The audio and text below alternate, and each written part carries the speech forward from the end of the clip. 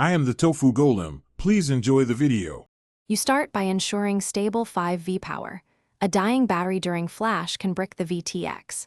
Next, download the exact WalksNail VTX firmware and its checksum to avoid mismatches. Once done, connect the VTX via USB-C or insert the SD card, then put the unit into bootloader mode following the vendor button sequence so the flasher can see the device. This early accuracy prevents wasted steps later.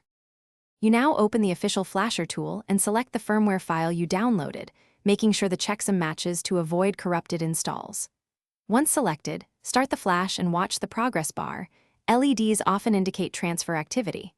While flashing, do not disconnect, power cycle, or interrupt USB. Those actions risk a bricked module. If prompted, allow any driver installation and wait for the tool to report success before moving on, because patience is how you keep the VTX recoverable.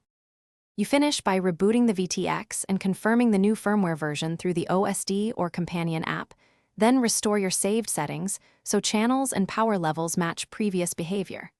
After that, perform a bench video test and range check before flying. This validates stability.